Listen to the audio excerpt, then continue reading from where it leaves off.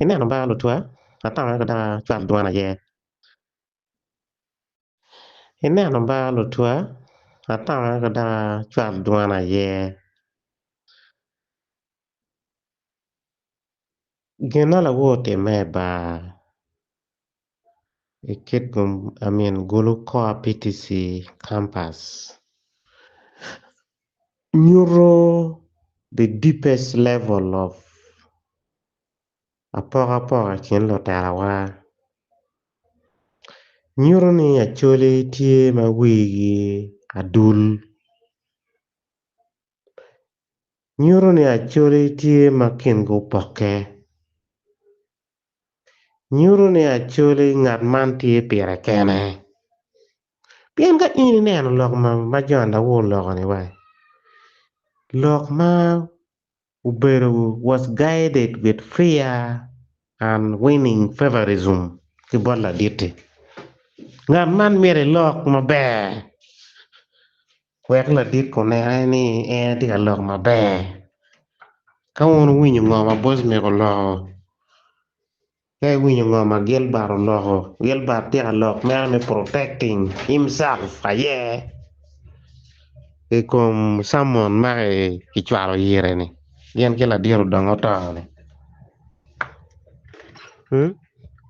Ento ba? Kadong ke wanya ni piny dong chol to twal ba. Nudong chokaru. Kama nudong Gilbert guwe ye ni. Mira dong pe wek dok tol kugik ka kenyu. Umia dong ke pe wek mach ko to ka kenyu. Umia wek mach ko mede dong ke liel. Pedok ber ka begging Johnny ni ya wana kiano ka implementing your executive order me yabu yo kulu me yabu yo pi ni nong dong pera petek pi ni mapat ki yabu yo kulu yabu kono yo wang pi nyo kono wa yo badan wariye uno do executive order na Mario 2025 mala dilo wajoni umiyo ni wajoni Willow Kichato customary land is null and void. Chidong la kit property ngo mang John dok gidi kwele lo wachuli. Nano wa. So maka lengo lok ni wachiero.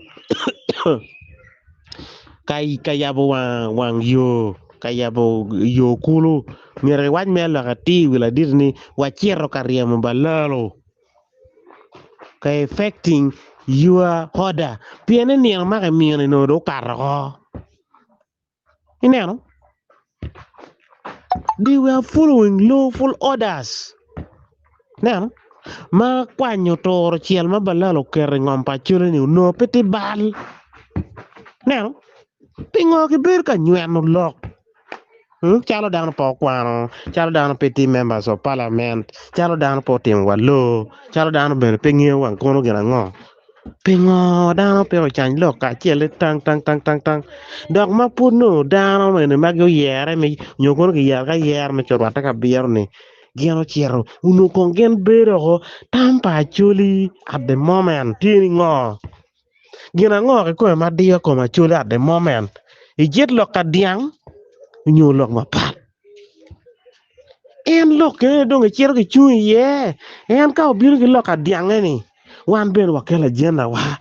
Ni la diet wan wafoyo biru ni. Wafoyo yele ni weng meti ka yele. Loki weng meti lokone lokom dwako dini pa chuli. Kono compensation, kono rehabilitation. Whatever the case may be. Ento lok ma pire tek malo kakawa or wa ye. Pien ni kanone wan wabin weng wana chuli weng. Uno kono kanyi pe bede. Ento wan manok ma wabino ni. Tampa chuli wajo ni ka lok mi balal put tum lok mo kene wan put wa be mer winyu ne chi lok tum ngan man ha wanyen lok achiel ngan man wa en lok achiel lok ber achiel no ko gero yu pe but man no boss make tika praising kamente tika konya chuli mada eh Gamente kono mara chuli mada kono gamente kono gango kiti ka chwalo jema bejo to kono tela eti ka chamone kitung chiel really this is ridiculous neno ini lo makonyo pe chi ki wek bango widan ke lok maduong jone ki chui lo achiel ni ka dong balalo bi ko mere balalo wa ba wallo ke lo chui lo achiel balalo mer go wa kono ki chule nyima nga wache balalo wa mer go wa piene kere yin ki kel diang dinu be beru kwene ki kit jone eh kun man wati kan neno ni tung palar kuja ka inti ki diangi diango donye kin mega balal dong pe duogu chi dok wa mer diang ko manyo that is a strategy dok mi choro di ma duwa ta ko mana mi Uganda ma diene we be lak dok pa balalo chi dong konya diene ngo manyo to be ka churi ko dok ka gwa ko diene kin ma chon no balalo pakke inano we actually could make it their land tenure system of customary where land is divided according to the community. No team duatie, team kwa yang tie, kama puri ebe tie. The land were well demarcated.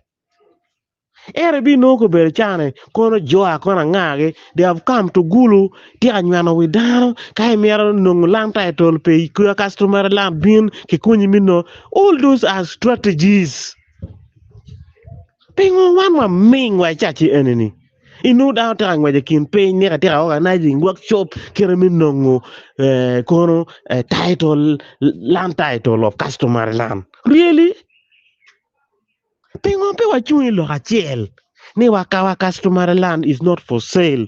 Those who made the mistake to sell it, that transaction was null and void.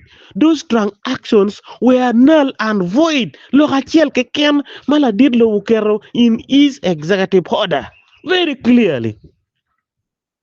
Here no doubt look me ada. This is the problem. This is the error. Now, daano logo neno chiente daano logo neno jeba daano logo neno favorism daano logo ke tika gwako kwoge at the end of the day iti taone te gwako kuni you are losing your life period